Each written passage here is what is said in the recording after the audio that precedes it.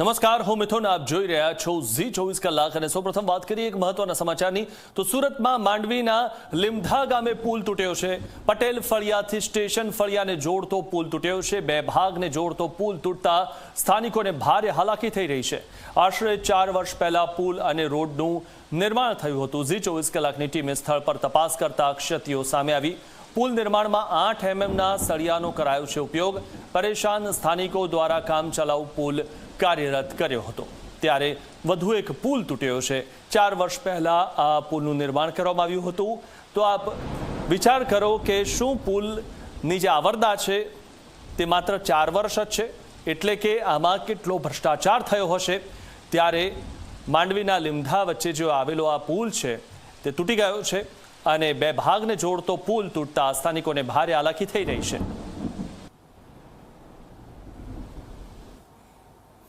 સુરત જિલ્લામાં વધુ એક પુલ છે તે તૂટવાની ઘટના સામે આવી છે. દ્રશ્યો જે છે એ માંડવીના જે લીમધા ગામ છે તેને જોડતો આ જે પુલ છે તે વચ્ચેના ભાગેથી જ તૂટી ગયો છે અને બેસી ગયો છે.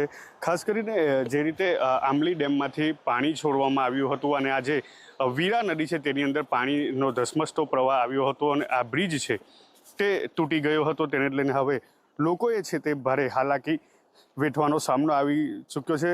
હાલ ઝી મીડિયાની ટીમ છે તે ગ્રાઉન્ડ પર આવી છે અને આ જે બ્રિજ છે તે નિરીક્ષણ કરવામાં આવ્યું તો ક્ષતિ સામે આવી છે. કારણ કે દ્રશ્યમાં જોઈ શકાય છે કે આ જે સળિયા છે તે ફક્ત 8 mm હોય તે પ્રકારના સળિયાનો ઉપયોગ કરવામાં આવ્યો છે. મહત્વનું છે કે સ્થાનિક લોકોએ અહીં જણાવ્યું હતું કે લગભગ 4 વર્ષ પહેલાં જ આ જે પુલ છે તેનું નિર્માણ કરવામાં આવ્યું હતું. બીજા જ વર્ષે આ પુલોમાં તિરાડ પડવા લાગી હતી અને ત્યારથી જ અહીંના લોકો છે તે ફરિયાદ કરી રહ્યા હતા. પરંતુ જે અધિકારીઓ છે, જે પણ લાગતું વળગતું તંત્ર છે તેણે દરકાર ન લીધી હતી અને આ પ્રકારે હાલ હવે જ્યારે ગતરોજ વરસાદ આવ્યો હતો અને પાણી છોડવામાં આવ્યા હતા તેને લઈને આ પુલ છે તે તૂટી ચૂક્યો છે. દ્રશ્યોમાં સ્પષ્ટપણે જોઈ શકાય છે કે વચ્ચેના ભાગેથી જે આ પુલ છે તે તૂટી ચૂક્યો છે અને લોકોએ પારાવાર મુશ્કેલી સામનો કરવાનો વારો આવ્યો છે. મહત્વનું છે કે આજે બ્રિજ પુલ છે તેની સામેની તરફ 3 થી 4 જેટલા ફળિયા આવ્યા છે, તેમજ ગામો પણ આવ્યા છે. એટલે અહીં જે વિદ્યાર્થીઓ હોય, પશુપાલન સાથે સંકળાયેલા લોકો હોય, ખેડૂતો હોય, તમામ લોકોએ પારાવાર મુશ્કેલીનો સામનો કરવાનો વારો આવે છે. તેમજ જે માર્ગ ખૂબ જ ઉપયોગી ગણાય છે તે માર્ગ મુસીબત પ્રકારનો સામે આવી રહ્યો છે. કારણ કે સામેની તરફ જે લોકો વસવાટ કરે છે તેઓને પણ જ્યારે વધુ પ્રમાણમાં પાણી આવતું હોય છે ત્યારે આ તમામ જે માર્ગો છે તે બંધ થઈ જતા હોય છે.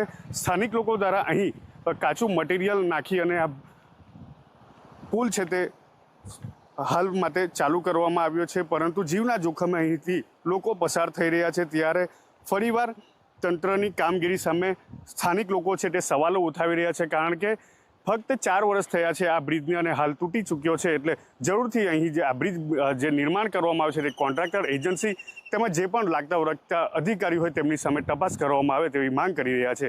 સંદીપ વસાવા, ઝી મીડિયા, માંડવી, સુરત. સુરતમાં ખાડી